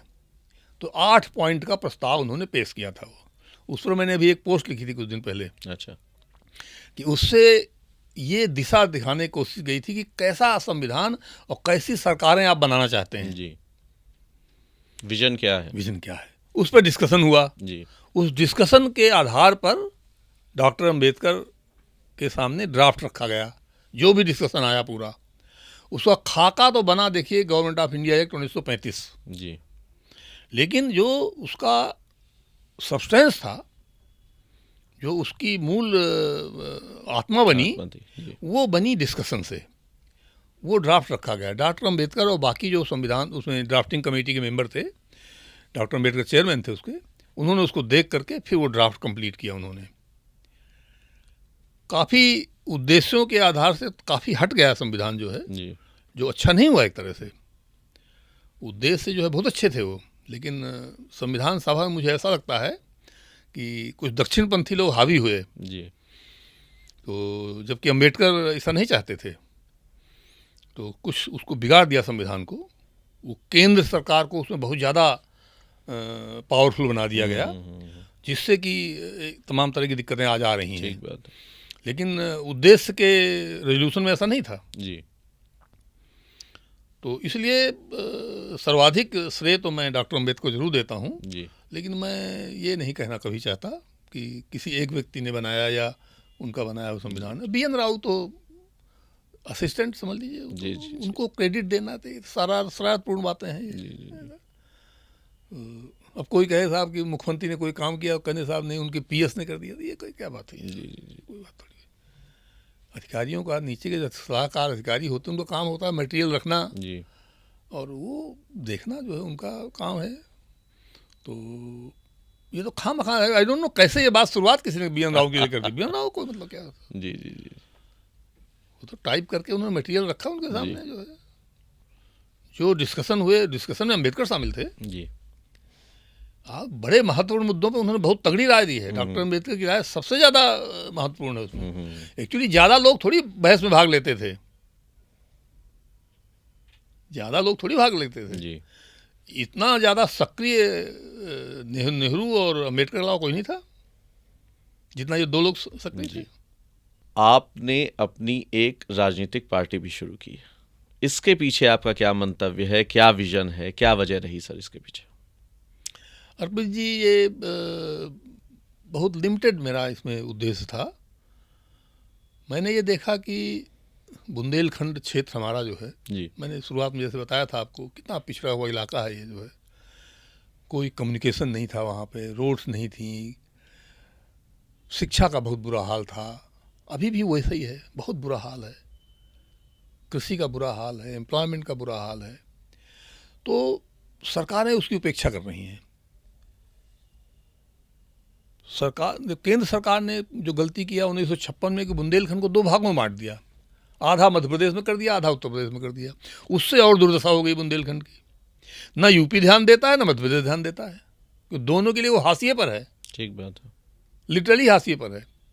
यमुना के दक्षिण बुंदेलखंड है यूपी का, यमुना के पार ये लोग भूल जाते हैं, यमुना का नाम ही नहीं लेते कभी। उधर के जनप्रतिनिधियों की कोई वैल्यू नहीं है। आज जहाँ को टोटल 2 करोड़ आबादी है बुंदेलखंड की, उसमें से 32 लाख लोग बाहर मजदूरी कर रहे हैं जाकर के, और इस पर किसी को शर्म नहीं आती है। ठीक बात है। किसी से कहिए तो कहते हैं साहब उत्तर प्रदेश की ताकत कम हो जाएगी अगर बंटवारा हो जाएगा। हम आपके अहंकार को तुष्ट करने के लिए ये झेलते रहें बैठ करके, इसलिए कि आप कहें साहब हम 80 MP के नेता हैं, ये हम नहीं चाहते। जो व्यवस्था है वो जनता के कल्याण के लिए बनाई गई है, आपके अहम को तुष्ट करने के लिए थोड़ी बनाई गई है। ठीक बात। तो मैं जो ऑब्जेक्टिव रेजोल्यूशन की बात कर रहा था, नेहरू जी ने उसमें लिखा है रेजोल्यूशन में कि राज्यों को सारी शक्तियां होंगी और अवशिष्ट शक्तियां भी उनके पास होंगी, सिवाय उन चुनिंदा शक्तियों के जो केंद्र संघ के पास होना जरूरी है। ठीक बात। केंद्र के पास थोड़ी शक्तियां होनी थी, बाकी सारी शक्तियां जो है राज्यों को होनी चाहिए थी, उल्टा कर दिया लोगों ने। खैर वो अलग विषय है वो। ठीक बात। तो मैंने देखा कि बड़ी उपेक्षा हो रही है, बहुत बुरा हाल है। तो मैंने सभी पार्टी के लोगों से बात किया, मैंने देखा कि सब लोग खिलाफत कर रहे हैं अलग बुंदेलखंड राज्य की, और इस तरह के आर्गूमेंट देते हैं कि साहब छोटा राज्य हो जाएगा, कहते हैं रिसोर्सेज कहाँ से आएंगे। हम कहा जहाँ से आ जाते हैं वहीं से आएंगे, अभी भी तो आ रहे हैं। अभी आप रिसोर्स गलत जगह लगा रहे हैं, अभी फिर सही जगह लगेंगे। अभी आप 8,000 करोड़ की लागत से एक्सप्रेसवे बना रहे हैं जिसका लाभ किसी को नहीं मिल रहा है। उनकी सरकार होती, हमारी सरकार होती अपनी वहाँ पर, हम उसको लगाते कृषि के पानी के लिए, कृषि की उपज डबल हो जाती है हमारी। अब आप एक और एक्सप्रेसवे बना रहे हैं वहाँ पर, कानपुर से कबरई, जहाँ खेती के लिए पानी नहीं है, स्कूल के टीचर नहीं है, स्कूल आप बंद कराए दे रहे हैं, अस्पताल बंद कराए दे रहे हैं आप जो है, छोटे छोटे इलाजों के लिए लोग यहाँ जानवरों की तरह PGI के भीड़ लगाए बैठे रहते हैं। कोई शर्म नहीं आती सरकार को? ये बड़े बड़े प्रोजेक्ट ला रहे हैं जिससे कमीशन मिले इनको। जमीनी हकीकत से जो है मुंह मोड़ लिया गया है। नहीं, कोई नहीं मुंह मोड़े, सब जानते हैं ये प्रोजेक्ट करके पैसा ले लेना चाहते हैं, कमीशन ले रहे हैं केवल। इसका केवल भ्रष्टाचार कारण है, उसका लाभ कुछ नहीं मिलेगा। पूरे बुंदेलखंड एक्सप्रेसवे का लाभ क्या मिल रहा है बता, कोई मुझे बता दे। करप्शन अलग है उसमें जो हुआ, उसका कोई लाभ नहीं है, उसकी जरूरत नहीं थी वहां पर, उसमें ट्रैफिक नहीं है। एक और बना रहे हैं उरई से झांसी लिंक एक्सप्रेसवे, ऑलरेडी बहुत बढ़िया रोड है, बढ़िया चल रही है। जब कभी ट्रैफिक ज़्यादा हो जाए तो चौड़ी कर लीजिएगा उसको, लेकिन नहीं, उरई मेडिकल कॉलेज में डॉक्टर नहीं तैनात करेंगे आप, एक्सप्रेसवे बनाएंगे वहाँ पर। जो गरीब आदमी जो 4 पैसा उसके पास है वो यहाँ PGI में आके बर्बाद कर देता है करके। बांदा मेडिकल कॉलेज में, हमारा जिला बांदा है, वहाँ पे 1/3 डॉक्टर हैं, तमाम उसमें संविदा पर हैं। सारा का सारा पैरा मेडिकल स्टाफ संविदा पर लगा हुआ है, आउटसोर्सिंग का लगा हुआ है। कोई जरा भी अंदर से झिझक नहीं लगती लोगों को। यही हाल मध्य प्रदेश का है, पानी का हाल बुरा होता जा रहा है, खेती वहाँ बर्बाद हो रही है। तो मैंने देखा कि कुछ नहीं हो सकता, तो हमने केवल एक लिमिटेड उद्देश्य से कि भाई हम अलग बुंदेलखंड राज्य की मांग करते हैं, हमारी पार्टी यही काम करेगी।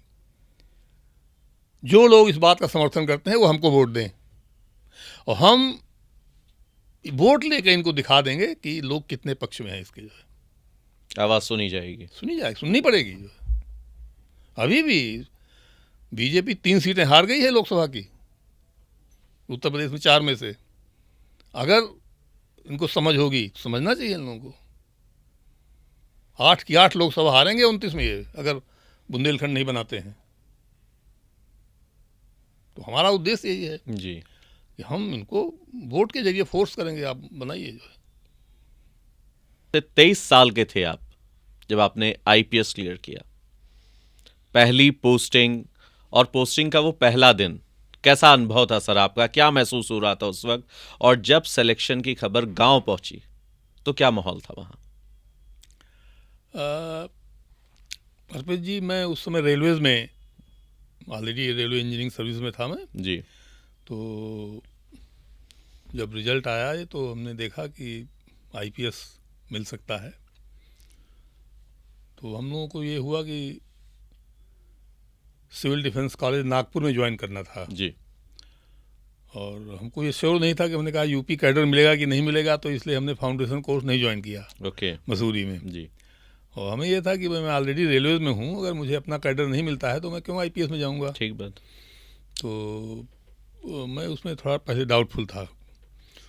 तो फिर बाद में मैंने पता किया तो ये हमें लगा उम्मीद जो है कि हमको यूपी कैडर मिल सकता है जी तो तब फिर मैंने अच्छा शुरू में पता नहीं चलता कि मिलेगा कि नहीं अन्य मिलेगा। सर्विसेज जी, को जी, कि कौन सी सर्विस मिल रही है, जी ये बाई द वे बता दें। जी तो ये मसूरी में जब 3 महीने का फाउंडेशन कोर्स होता था उस समय सब लोगों का, उसके बाद पता लगता था सर्विस का। हम्म।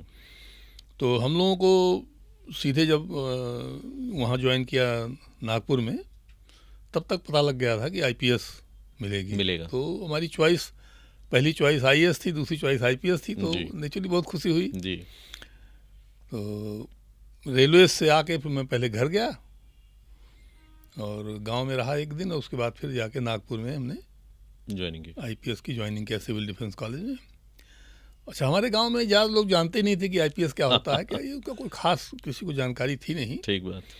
तो हमारे गांव में जो हाईएस्ट कोई रैंकिंग अफसर था तो हमारी खानदानी थे एक जो हैं, वो उस ज़माने में असिस्टेंट जेलर भर्ती हुए थे। अच्छा।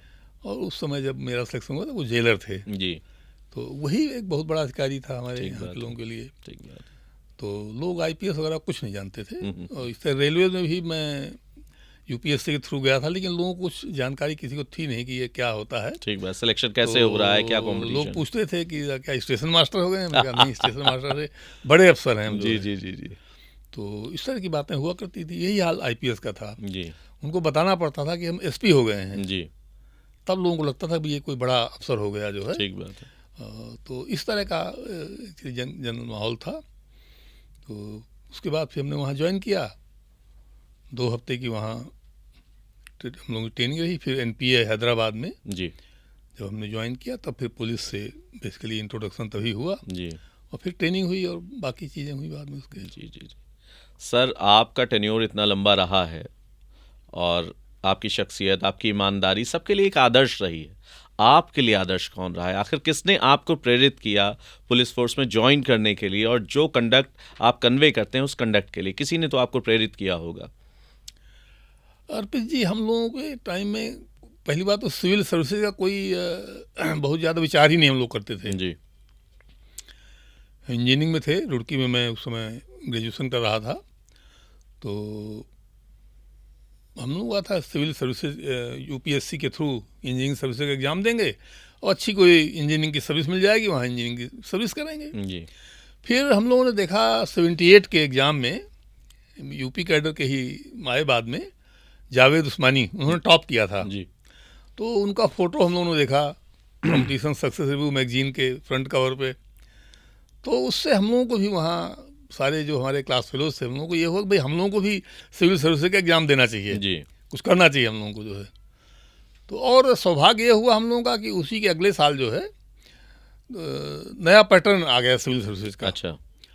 जो कोठारी कमीशन के बाद ये नया सिस्टम लागू हुआ, जी वो हमारे उसी वक्त का बदलाव। पहला हमारा बैच था जी, उसके जी, थ्रू जो है। तो उसमें एक प्रारंभिक परीक्षा, मेन परीक्षा और इंटरव्यू, 3 पार्ट उसके हुए। और उसमें इंजीनियरिंग के सब्जेक्ट भी शामिल किए गए पहली बार। उसके पहले इंजीनियरिंग के सब्जेक्ट नहीं थे उसमें। अच्छा। तो इंजीनियर्स कम ही सेलेक्ट होते थे। तो ये जैसे हुआ, अच्छा 78 में जब हम लोगों ने इंजीनियरिंग पास किया, उस साल मेरी उम्र नहीं थी सिविल सर्विसेज के लिए, अच्छा। 1 साल कम पड़ रही थी। जी जी जी तो अगले साल उम्र हुई, तब तक हम आईआईटी दिल्ली में एमटेक कर रहे थे। जी तब हमने एग्ज़ाम दिया और फिर वहाँ से रेलवे ज्वाइन कर लिया। तब जी। तक इधर ये प्रक्रिया पूरी हुई और आईपीएस में इधर आ गए। जी जी तो हम लोग कोई ऐसा कोई प्रेरक या जिसको हम किसी को जानते हों, वो हम लोगों का कॉन्टैक्ट्स या ऐसे थे नहीं जो हाई लेवल की सर्विसेज से किसी से रहे हों। और जैसा मैंने अपने आपके गांव में बताया कि हमारा गांव तो बहुत ही बैकवर्ड जो है, जो सड़क से ही 13 किलोमीटर दूर था। जी जहाँ आने जाने कहीं कोई साधन नहीं होता था, पैदल ही हम लोग रास्ता पार करते थे 13 किलोमीटर, तब जाके बस मिलती थी। तो वहाँ ये कोई ऐसा माहौल कुछ था नहीं। तो इसलिए कोई ऐसा प्रेरक तत्व तो नहीं कह सकते हैं। हाँ, हम लोगों के उसमें जो था, हमारे पिताजी रामचरितमानस का रेगुलर पाठ करते थे जी और उसी की शिक्षा हमको मिलती थी। तो नेचुरली कुछ अंश में मानस की प्रेरणा रही वहाँ से होगी, आपको प्रेरणा मिली। रही होगी, जरूर रही होगी, मैं ये कह सकता हूँ इसको। ठीक बात है। अच्छा सर, आपके थ्रू हम पुलिस फोर्स को, पुलिस अधिकारियों को, पुलिस कर्मियों की उनकी लाइफस्टाइल के बारे में थोड़ा सा समझना चाहेंगे। कितना स्ट्रेसफुल होता है, कितना प्रेशर होता है, क्या वो अपने बच्चों के साथ समय बिता पाते हैं, उनका बचपन देख पाते हैं, वाइफ के साथ डिनर पे जा पाते हैं, फैमिली हॉलीडेज, फैमिली फंक्शंस, ये सब अटेंड कर पाते हैं कि पूरी ज़िंदगी ड्यूटी में ही चली जाती है। ये जो रियल लाइफ सच्चाई है वो थोड़ा सा शेयर करिए सर। देखिए, पुलिस की जो सर्विस है वो बहुत ही रफ है और टफ है। टाइम बहुत कम मिलता है लोगों को, लेकिन अगर अधिकारी ठीक से मैनेज कर रहे हैं तो ऐसा नहीं है कि 24 घंटा ड्यूटी करते रहेंगे या 14-15 घंटे ड्यूटी करेंगे, ऐसा कुछ नहीं है। हमारे अधिकारी रहे जो, बल्कि मैं कहूँगा डीजीपी रहे यूपी के, स्वर्गीय श्री राम अरुण जी, वो हमारे डीआईजी थे मेरठ में। तो उन्होंने कहा भाई आप 8 घंटे की ड्यूटी लगाइए। हमने कहा सर बड़ा मुश्किल है। उन्होंने कहा अगर 8 घंटे की ड्यूटी आप नहीं लगाएंगे तो मैं पीएसी हटा लूँगा आपके यहाँ से। उन्होंने हमको फोर्स किया कि हम 8 घंटे की ड्यूटी लगाएं। तो सर्विस के बहुत शुरुआत में ही हमारी ग्राउंडिंग ऐसी थी कि 8 घंटे से ज़्यादा की ड्यूटी नहीं लगाई जानी चाहिए, ये गैर कानूनी है बेसिकली। ठीक बात है। लेकिन पुलिस वाले चूँकि कुछ कह नहीं सकते, इसलिए अधिकारी लोग रात में ड्यूटी गश्त करके आया है, सुबह उसकी ड्यूटी लगा देते हैं। ये गलत चीज़ें हैं। तो इससे थोड़ा सा लाइफ इरेगुलर सी हो गई है पुलिस में। कुछ अधिकारी छुट्टी देने में दिक्कतें करते हैं, जबकि सरकार ने पुलिस को 30 दिन की कैजुअल लीव दे रखी है, जबकि दूसरे महकमे में 14 दिन की लीव मिलती है। जी जी जी। तो उनको छुट्टी देना चाहिए, और काफ़ी अधिकारी देते हैं।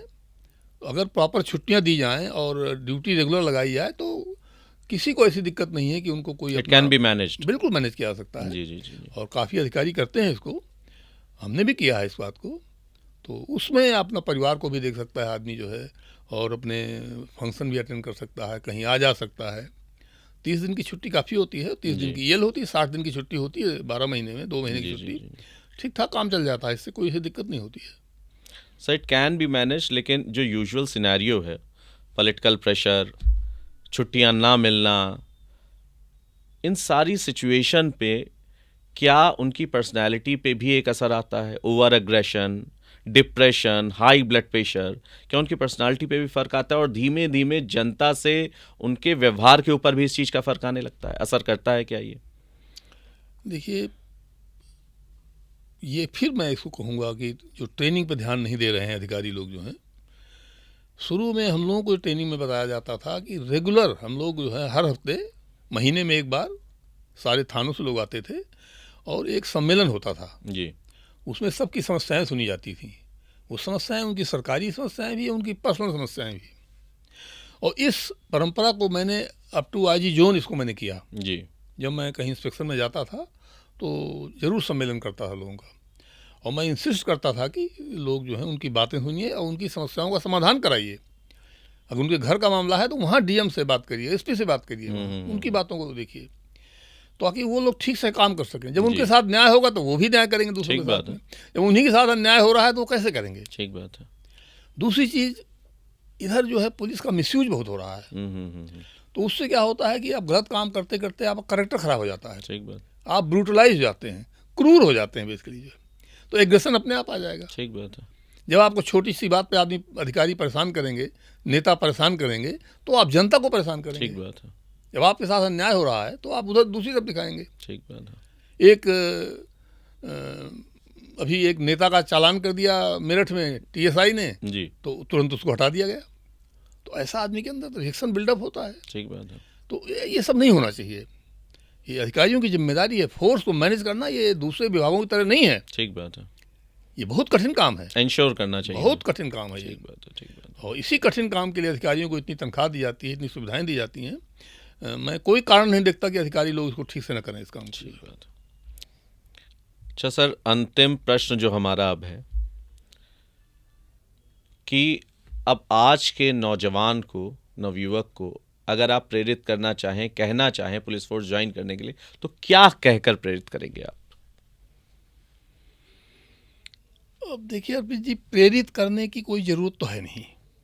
नौकरियां हैं नहीं, काम है नहीं लोगों के पास में, तो लोग वैसे भीड़ लगा के आ रहे हैं पुलिस में। जो आ चुके हैं ऑलरेडी उनको मैं प्रेरित जरूर करना चाहता हूं कि भाई ईमानदारी से और सच्चाई से काम करो, ट्रेनिंग के हिसाब से काम करो। जनता के ट्रस्टी हैं आप, जो हैं सेवक की तरह काम करिए, मालिक बनने की कोशिश न करिए, बदतमीजी न करिए। लाखों लोगों ने कुर्बानी इसलिए नहीं दिया था कि लोग बदतमीजी करें, सिपाही बदतमीजी करें लोगों से। सरकारी संस्थाओं से इज्जत मिले, ये लोकतंत्र का पहला फल है। लोकतंत्र का ये फल नहीं है कि बहुत विकास हो। आज़ादी की लड़ाई विकास के लिए नहीं लड़ी गई थी, आत्मसम्मान के लिए लड़ी गई थी। अंग्रेजों के टाइम में विकास कम थोड़ी हो रहा था। आप विकास की बातें कह के ये इसको दबा नहीं सकते हैं जो अन्याय हो रहा है लोगों के साथ में। गांधी जी ने बात कही है अपनी किताब, उनकी किताब है ग्राम स्वराज, उसमें लिखा है गांधी जी ने कि स्वराज्य का विकल्प नहीं हो सकता, सुशासन स्वशासन का विकल्प नहीं हो सकता। Good governance is no substitute for self governance. आप ये नहीं कह सकते कि ये सरकार ठीक चल रही है, नहीं, पहले हमारी होनी चाहिए सरकार, फिर ठीक चलाएंगे हम इसको।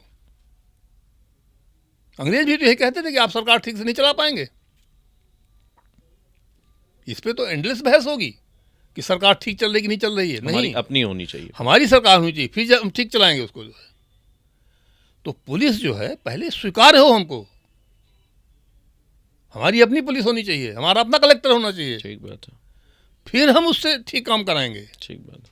अगर वो हमसे एक एलियन, एक परदेसी, विदेशी की तरह बात करेगा, अहंकारी तरीके से बात करेगा, गुंडागर्दी से बात करेगा, तो हम क्या करेंगे उसको लेकर के कि वो हमारे इसी देश का आदमी है वो? ठीक बात।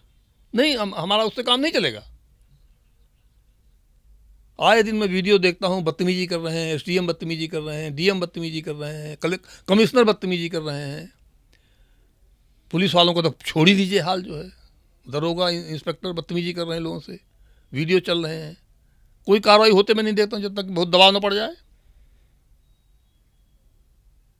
तो मेरा तो यही कहना है कि भाई पुलिस में आने के लिए कोई प्रेरणा की ज़रूरत नहीं है।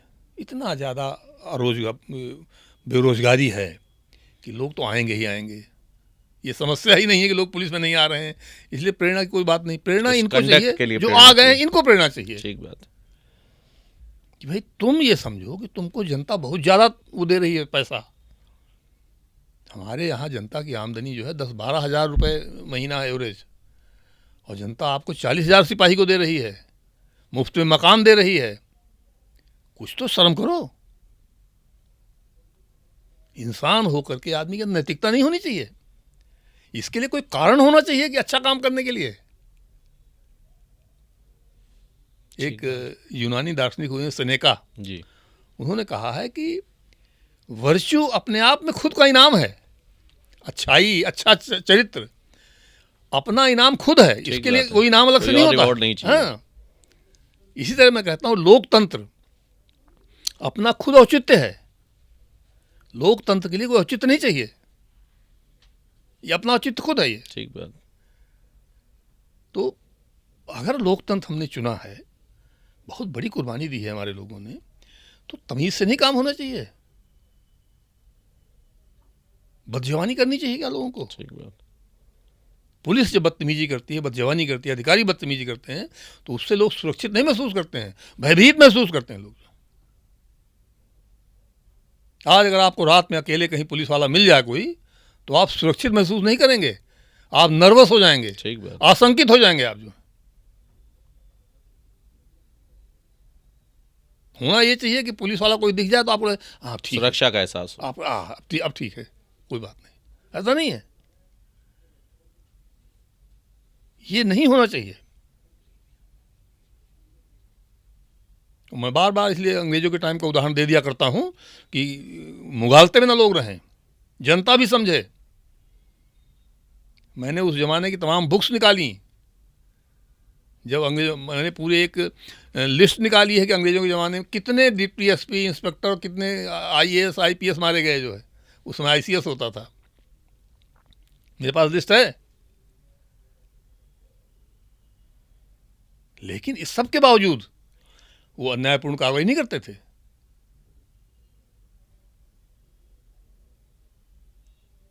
तो हम क्यों ऐसा करेंगे? ठीक बात, हम तो, हमारी तो अपनी सरकार है, ठीक बात। हमारे अपने लोग हैं, कष्ट सह करके कम आमदनी में काम चला रहे हैं लोग, आपको अच्छी तनख्वाह दे रहे हैं, शर्म नहीं आनी चाहिए आपको? ठीक बात है। चीफ सेक्रेटरी तनख्वाह जो है 4.25 लाख रुपए है इस समय जो है, और सुविधाएं उनकी देख लीजिए, अलग देखी जाए, क्या उनको तमीज से नहीं रहना चाहिए? डीजीपी की तनख्वाह 4.25 लाख रुपए है, 4.25 लाख से भी थोड़ा ज़्यादा है। हमारे जैसे रिटायर्ड अधिकारी 1.5 लाख रुपए पेंशन मिलती, 2.25 लाख पेंशन मिलती है।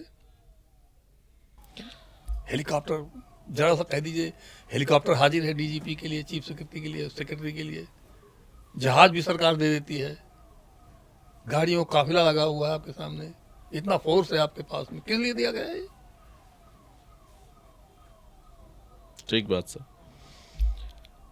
सर समय का अभाव है, वरना मन तो यही कर रहा था कि आपको सुनते रहें। और हम उम्मीद करते हैं कि जिन बातों पे आपने रोशनी डाली, उस उम्मीद के साथ कि वो सारी बातें धरातल पे उतरें और वो दूरी, वो कटुता ये दूर हो। तो बहुत धन्यवाद सर, आपने समय दिया हमारे पॉडकास्ट में। धन्यवाद आपको, बहुत बहुत धन्यवाद, आपने मुझको मौका दिया।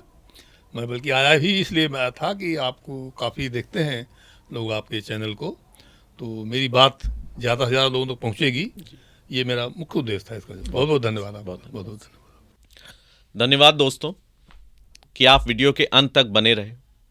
हमने कोशिश की है कि पुलिस फोर्स के अनछुए पहलुओं को आपके सामने ला सकें। उम्मीद है कि मेंटर एंड मास्टर्स आपके लिए इंटरेस्टिंग, इंफॉर्मेटिव और इम्पैक्टफुल वीडियोस लेकर आ रहा है।